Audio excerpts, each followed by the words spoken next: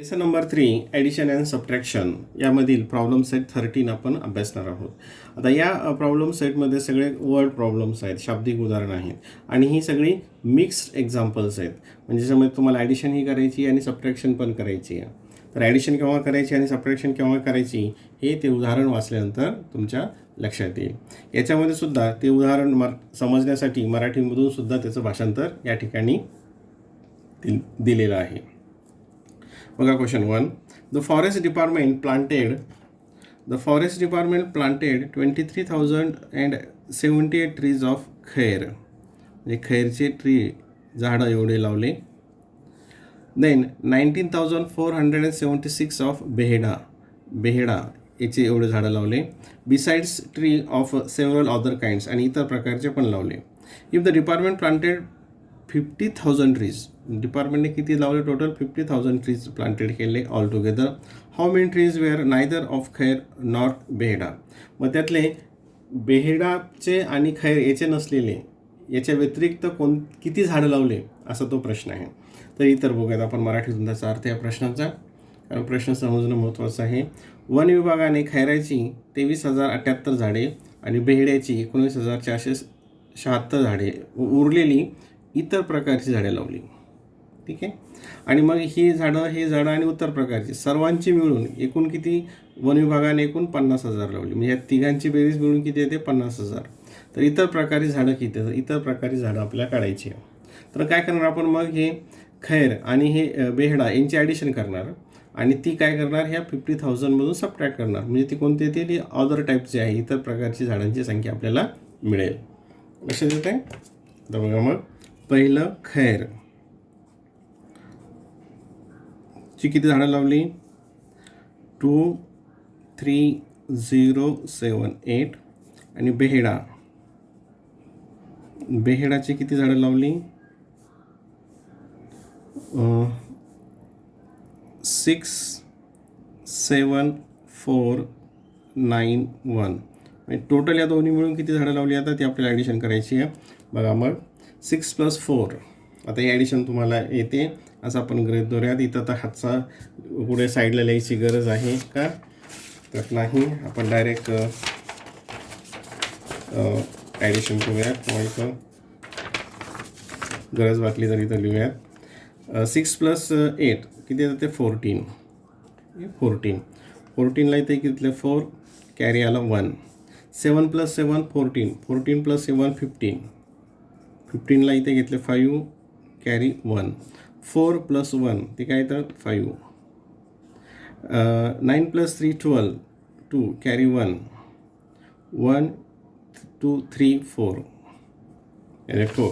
आता ह्या दोघांची मिळून किती आली? टोटल झाडं ट्री आली 42,554. हे दोघांची मिळून. ठीक आहे. आता मग इतर जे आहेत, how many trees neither of khair nor बेहेडा, म्हणजे याचे पण नाहीत आणि खैरची पण नाहीत आणि बेहेडाची पण नाहीत. तर मग काय येईल? मग आपल्याला काय करावं लागेल? टोटल किती आहे? 50,000. त्यातून ह्या दोघांची मिळून किती आहे ती सबट्रॅक्ट करावं लागेल. ठीक आहे. तर किती आली ती? 4 5 5 2 4.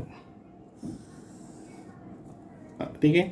आता या ठिकाणी 0मधून 4 सबट्रॅक्ट होत नाही. इकडे जाऊयात, हातचा गेला, याच्याकडे नाही इकडे जाऊयात, याच्याकडे नाही इकडे जाऊयात, याच्याकडे नाही इकडे जाऊयात.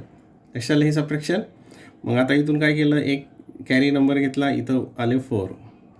ओके. हा इथे दिला, इथं 10 झाले.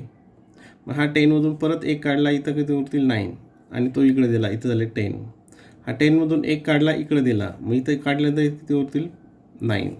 इथून एक काढला, इकडे दिला, इथे किती उरतील? 9. आणि इथं होतील 10. आता हे इझी जातं बघा. 10 - 4 6. 9 - 5 4. 9 - 5 4. 9 - 2 7. 4 - 4 0. 7,446 ही कोणती? इतर प्रकारची झाडं लावलेली आहेत. ॲन्सर काय येईल? Therefore 7,446 trees were neither of khair nor of behda. ठीक आहे, म्हणजे ही झाडं जी आहेत ही इतर प्रकारची आहेत, त्याच्यामध्ये खैर पण नाही आणि बेहडा पण नाही. Question number 2. यात प्रश्न समजणं खूप महत्त्वाचं आहे, नंतर कॅल्क्युलेशन्स तर तुम्हाला सोडवता येतातच. अ city has a population a city has a population of 37,04,926.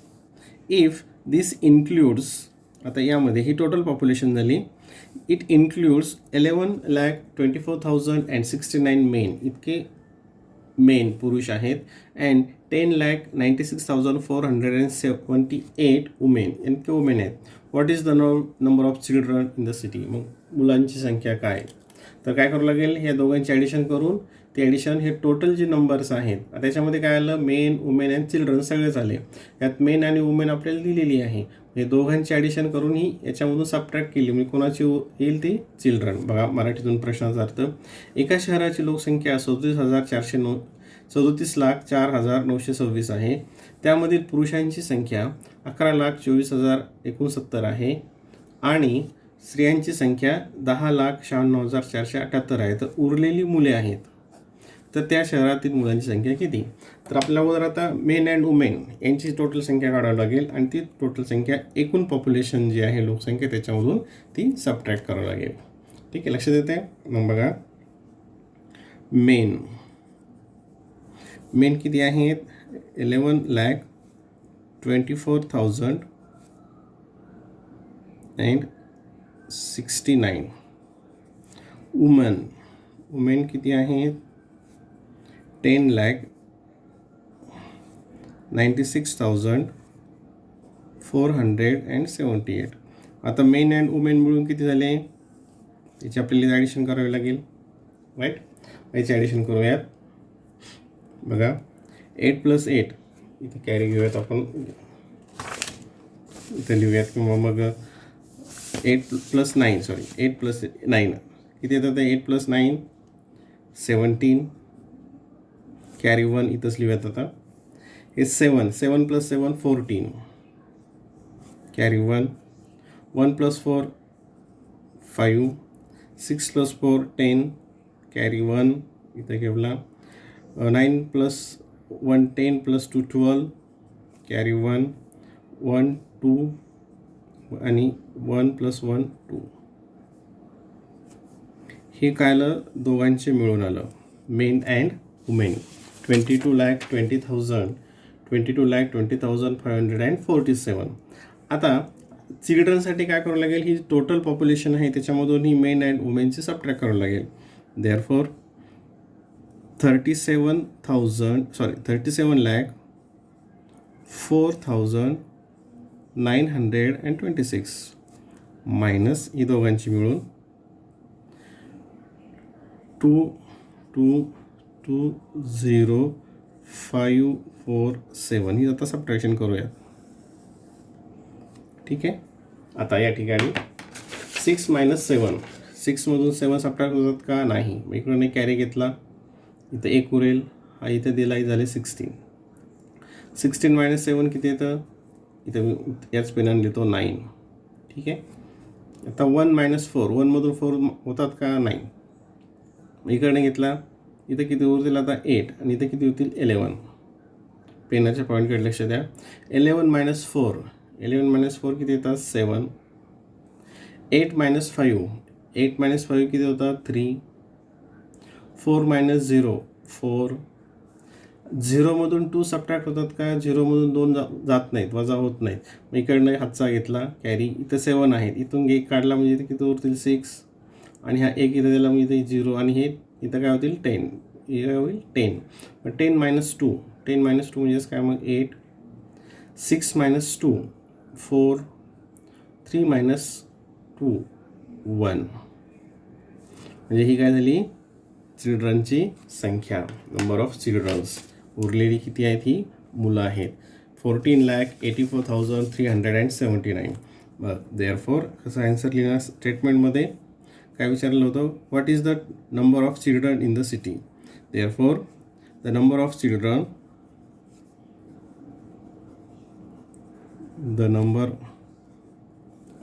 Children equals to 14,84,379. Okay. Now question number 3 बघूयात. आता the management of certain factory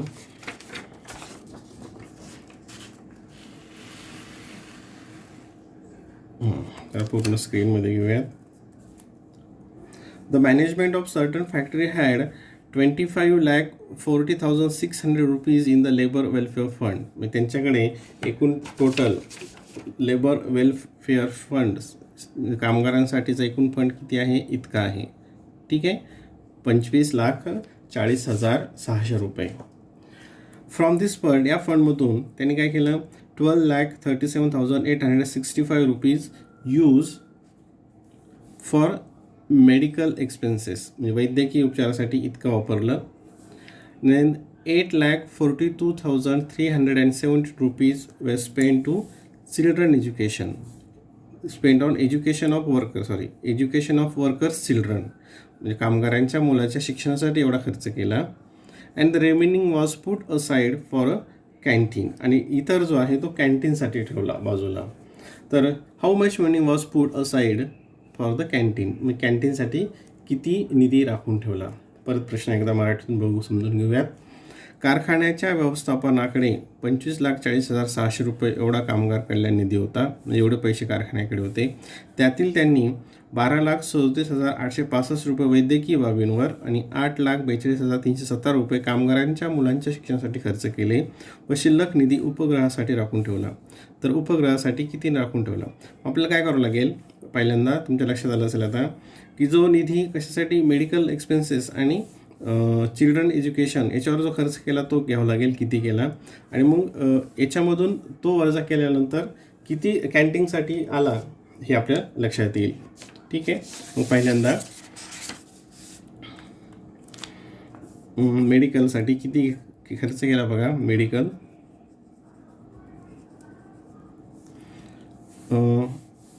12,37,865 मेडिकलवर. आणि एज्युकेशनवर किती खर्च केला, 8 लाख. आता इथं इकडून घेऊयात, 7, 1, 3, 2, 4, 8. 8,42,317. 8,42,317. ओके, हे दोन्ही मिळून किती खर्च झाला, मग त्याची ते ॲडिशन करूयात. 7 + 5 12, कॅरी 1. 6 + 1 7 and 1 8, किती आलं या ठिकाणी 8. 8 + 3 11, कॅरी 1. 7 + 1 8 9 10, कॅरी 1. 3 + 1 4 4 + 4 8. 8 + 2 10, कॅरी 1. आणि काय येईल ते 1 + 1 2, किंवा हा कॅरी नंबर इथं खाली सुद्धा लिहिला जातो, तुम्हाला माहिती आहे. म्हणजे मेडिकल आणि एज्युकेशनसाठी किती खर्च केला, 20,80,182. मग आता कॅन्टीनसाठी किती खर्च केला, मग टोटल किती होता, 25,40,600 एवढा निधी होता. त्याच्यातून ह्या मेडिकल आणि एज्युकेशनवर किती खर्च केला, इतका 281,0,802. हे नेहमी याच पद्धतीने लिहायचं, म्हणजे चुकत नाही. आता इथे सबट्रॅक्शन करूयात आपण, म्हणजे तो उरलेला जो निधी आहे तो कॅन्टीनसाठी खर्च केला. आता बघा इथं सबट्रॅक्शन करूयात. 0मधून 2 सबट्रॅक्ट होत नाही. इकडं हातचा घेऊयात, कॅरी नंबर इथं नाही आहे, याच्याकडे काही नाही. मग इकडं परत जाऊयात. मग इथून 1 घेतला, हे काय होईल, या ठिकाणी 5 राहतील. इथं घेतला 10 होईल. इथं 10मधून परत 1 काढला, इथं 9 होतील. आणि हा 1 इकडे दिला, इथं 10 होतील. ठीक आहे, 10 minus 2 8, 9 minus 8 1, 5 minus 1 4, 0 minus 0 0. त्या ठिकाणी 4 minus 8, 4 मधून 8 सबट्रॅक्ट होतात का? नाही. मग इकडनं कॅरी केला, इकडून 1 काढला, इथं झाले 4 राहतील आणि हा इकडं 1 दिला म्हणजे इथं काय होते 14. मग 14 minus 8, 14 minus 8 किती येतात 6, 4 minus 0 4, 2 minus 0 2. म्हणजे इतका निधी जो आहे तो कशाला दिला?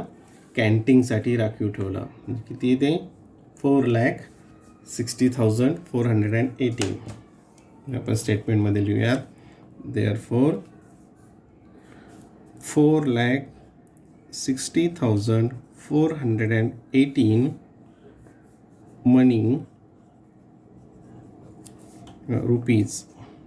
तर रुपीज घेऊयात, तर मनी घ्यायची गरज नाही. Rupees put aside for the canteen.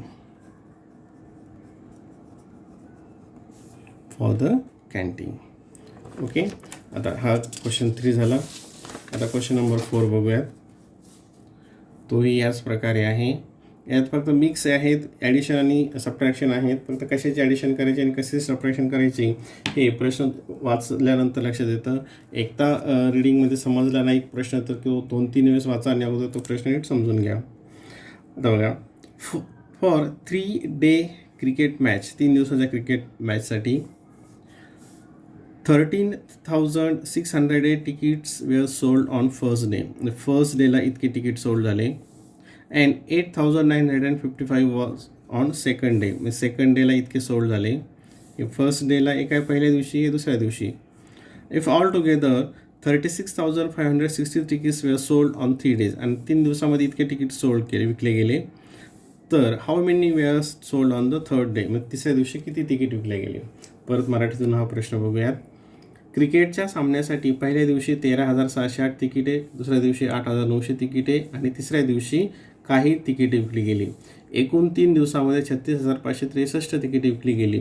तर तिसऱ्या दिवशी एकूण किती तिकिटे विकली गेली. म्हणजे काय करावं लागेल आपल्याला, पहिल्या दिवसाची आणि दुसऱ्या दिवशीची एकूण तिकीट करावं लागेल. म्हणजे 2 दिवसात विकली गेलेली आणि मग एकूण तिकिटामधून ह्या 2 दिवसामध्ये विकल्या गेलेली तिकिटं सबट्रॅक्ट करावी लागेल. ठीक आहे. मग आता फर्स्ट डे बघा, फर्स्ट डे किती तिकीट विकली गेली 13,608. And second day 8,955. इकडून लिहायला पाहिजे ते झालं, तुम्ही मात्र या साईडनंच लिहा. 2 दिवसामध्ये किती तिकीट विकली गेली 2 डेजमध्ये. याची ॲडिशन करूयात. ठीक आहे. 8 + 5 13, कॅरी 1 वर ठेवा किंवा खाली ठेवा. 5 + 1 6, 9 + 6 15, इथं 5 येईल, कॅरी इथं 1, 3 + 1 4, 4 + 8 12, कॅरी 1, 1 + 1 2. म्हणजे पहिल्या 2 दिवसामध्ये इतकी तिकीट विकली गेली. राईट. मग तिसऱ्या दिवशी किती असतील मग, तर टोटल तिकिटामधून ही तिकिटे काय करावं लागतील, सबट्रॅक्ट करावं लागेल. Very simple. बघा मग 3,6,5,6,3 ही टोटल तिकीट सबट्रॅक्ट. ही 3,6,5,2,2. आता 3 - 3 0, 6 - 6 0, 5 - 5 0, 6 - 2 4 and 3 - 2 1. ओके. सोपं आलं इथे. 14,000. म्हणजे तिसऱ्या दिवशी किती तिकीट विकली गेली 14,000. मग आपण स्टेटमेंट कसं लिहिणार, देअरफॉर काय प्रश्न आहे, how many were sold on the third day. Therefore 14,000 tickets sold on the third day. लक्षात आलं असेल. यासाठी सबट्रॅक्शनची आणि ॲडिशनची प्रॅक्टिस भरपूर करा. म्हणजे हे उदाहरण तुम्हाला सहज लक्षात येतील.